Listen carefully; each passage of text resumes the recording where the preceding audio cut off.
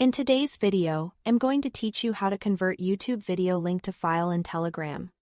Start by grabbing the link to the video you want. Open the YouTube app or website. Navigate to the video and look for the share option.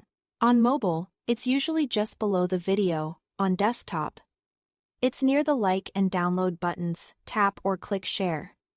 Then choose copy link. You've now placed the video's URL on your clipboard, which is exactly what you'll send to Telegram.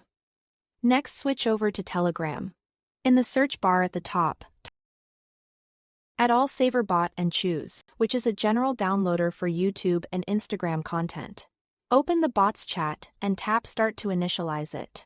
If you are prompted with a short welcome message or usage notes, take a second to read them so you know the bot's capabilities and any limits.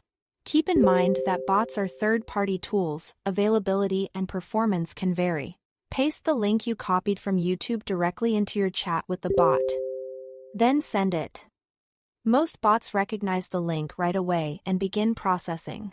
If the bot replies with a confirmation or a short menu, simply wait a moment while it fetches the video details. When the bot presents format options, choose what works best for you. For video, you might see resolutions like 360p, 480p, or 720p. Higher resolutions look better, but take more space and bandwidth. If you only need the audio, for example, for a podcast-style listen, select the audio option if it's offered. Consider your storage and data plan when picking a quality level. Once the bot finishes processing, it will send the file right into the chat. From there, save it to your device. On mobile, you can usually long press the video or audio and choose Save to Gallery or Save to Files. On desktop, click the download arrow and pick your destination folder. That's it, the file is now stored locally for offline access. Always download responsibly. Make sure you have the rights or permission to save the content you are downloading. If a link fails, try again later or choose a different format.